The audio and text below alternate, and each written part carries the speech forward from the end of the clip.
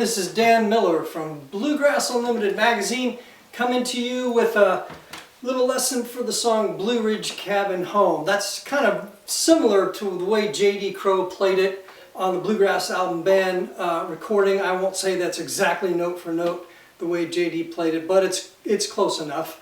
And we've been doing this thing where we've been going through some Scruggs vocabulary in notes and licks and phrases to play over the G chord, okay? We haven't done C and D yet, but because we've done 4 lessons of just G Scruggs style phrases, I thought maybe we would show how those could be used in a song, and later we'll go through some C stuff and some D stuff, and then all that will come together in some other songs. But before we went for C phrases and D phrases, I thought it'd be nice just to throw some of these G phrases that we've been studying into a solo to a song. And again, this is real close to the way J.D. Crowe played it on the Bluegrass Album Band record.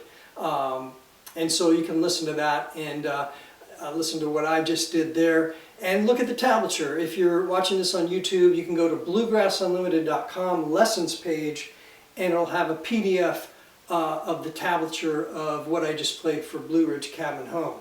So let's take a little bit closer look at what's going on here. Okay, so after the intro, which is just the pickup notes right there, there's a lick.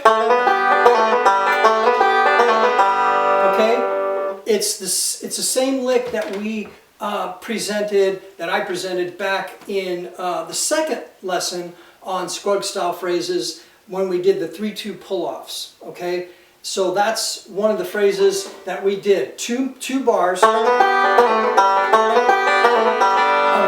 of this lick that's repeated. Okay, that's what he kicks off with over the G chord. Now that's not exactly, he's straying from the melody a little bit. The melody is going to go, there's a well beaten. So it's got a D note there that he's not playing. He's going. So that D note is not there. But the second time through, if you look at the second time through, he does a different lick. He goes.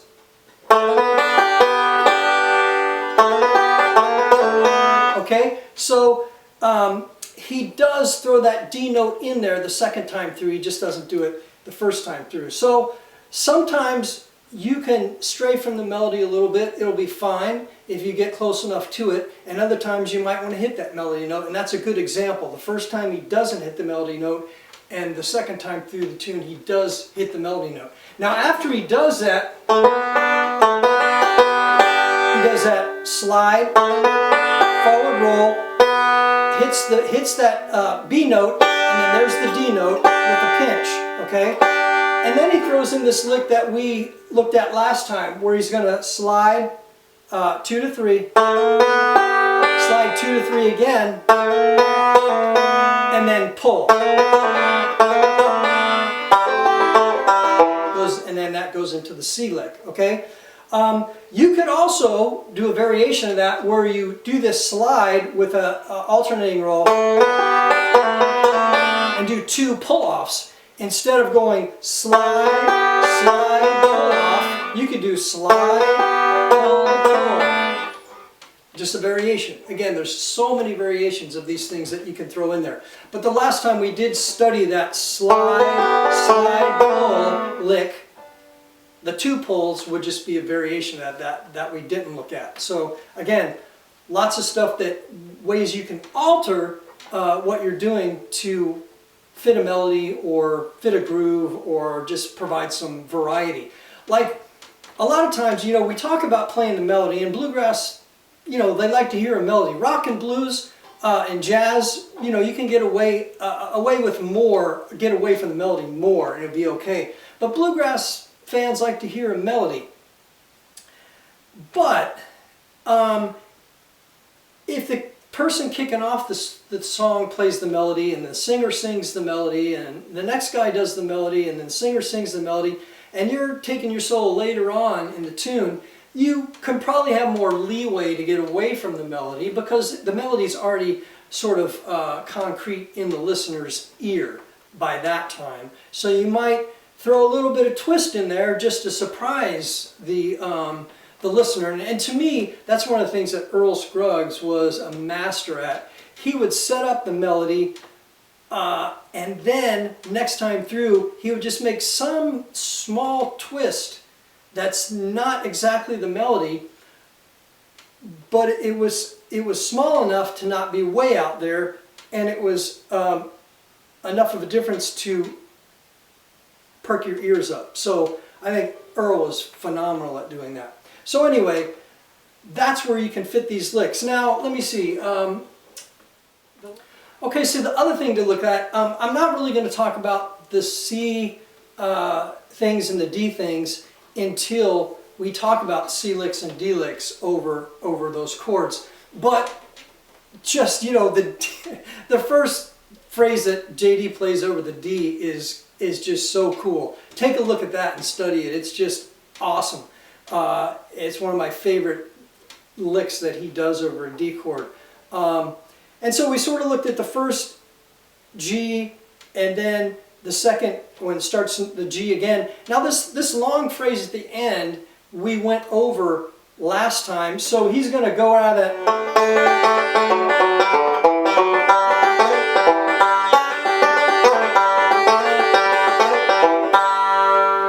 So that long string of G licks at the end is something we studied each one of those over the course of the last several weeks, and then we put all that phrase all together last time, okay? And that's a great ending phrase. You'll notice that right after that D, after you do that D, right there, the song the song has run its course, the melody has run its course, and this other part he puts in there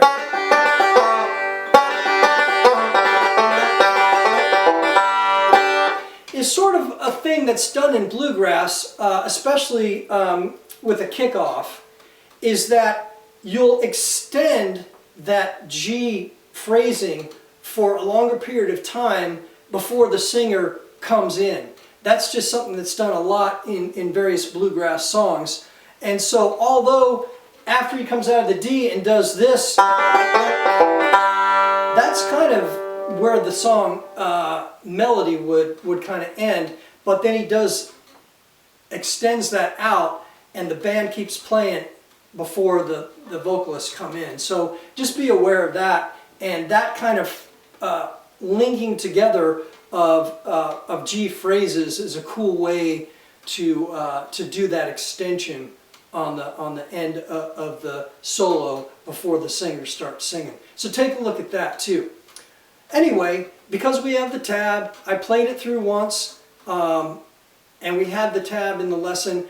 That's all I need to talk about. That's just an example of how to throw in some of these G licks that we've been studying over a typical bluegrass tune.